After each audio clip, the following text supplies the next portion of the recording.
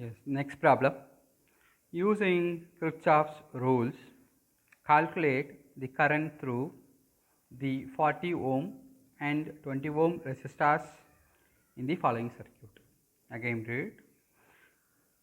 Again I am going to read. Using Kirchhoff's rules, calculate the current through the 40 ohm and 20 ohm resistors in the following circuit. The circuit I have drawn on the board. Yes, here I have the circuit. For the circuit, we should calculate what is the current passing through this 20 ohm and 40 ohm resistor in that following circuit. Okay, the diagram is given in the question paper.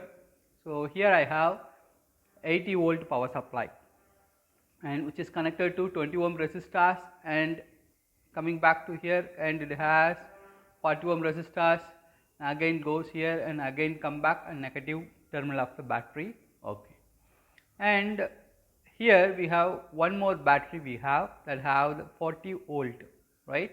In that 40 volt the current flows through this area, right? So this one is the current flow of this circuit, and for this circuit the current flow will be like that.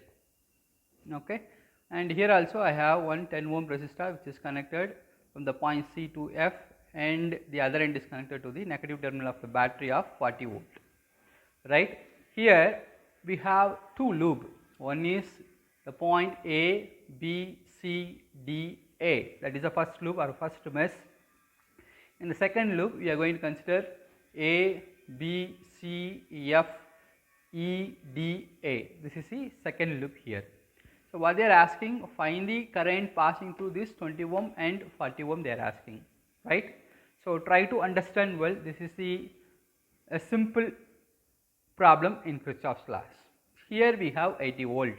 The current will flow from the positive terminal to negative terminal, right? And it passing through 20 ohm resistor. I named as that is I1 current. Okay, and here it will go, right? And here also it will go like that. Yes. So why I should write here I minus I2? Yes, we have the battery 40 volt here. That 40 volt passes a current I2 in that area also, right? Yes, can you able to understand? So this, due to this 40 volt battery, the I2 current is passing through this area also, right? So look at the direction of I2 flow this direction, right? And I1 will flow this direction. Both are in opposite direction. That's why I wrote I1 minus I2, right? I1 minus I2, and here this I2 current only passing here, and this point we have I2 current only will be passing here, because here we have a resistance 40 ohm. For that the current will be changed, right?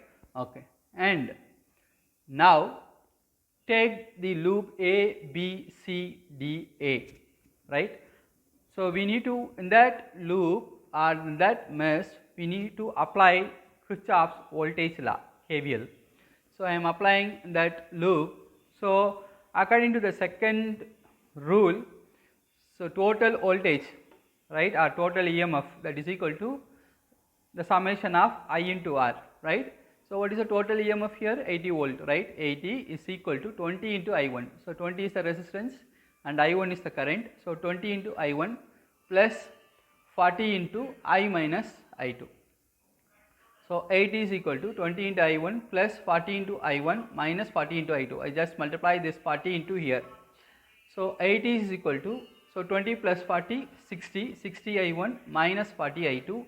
I am dividing this equation by entirely by 20. Therefore 4 is equal to 3 I1 minus 2 I2. This is the equation number 1.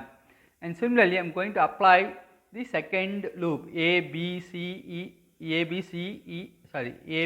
F, E, D, A. In that loop I am going to apply the Kirchhoff's second rule also. So what is the, see, note down here, as I said in the theory part, if you are connecting two batteries as like that, this is a positive, right? Yes. So negative terminal, so the positive and negative I am connecting here, so that will be added up. So similarly here if you are checking here, see, the positive terminal of the battery is connected to the negative terminal. This positive terminal is connected to the negative terminal, therefore it will be added. So 80 plus 40 is equal to 20 into I1. Why? Because we are considering this rule, right? I am using clockwise direction. So 20 into I1 plus 10 into I2. This is also the current flow in that direction originally, and assumed current direction also in the clockwise manner. Both are in same direction. Therefore, we are putting as plus 10 I2. So 80 plus 40, 120 is equal to 20 into I1 plus 10 into I2, and dividing this equation by 10, 12 is equal to 2I1 plus I2. This is equation number 2. Now we need to solve these two equations, equation number 1 and 2. We can able to get the answer for I1 and I2. So here the equation number 1 is multiplied by 2, 8 into 6I1 minus 4I2. So equation 1 is here, I just multiply by 2 times, that will give here 8 is equal to 6I1 minus 4I2, and similarly equation number 2 is multiplied by 3, that we can written as 36 is equal to 6I1 plus 3I2. So just change. So 8 minus 36 minus 28, this I1 will be cancelled, 4 minus 3, that will give minus 7.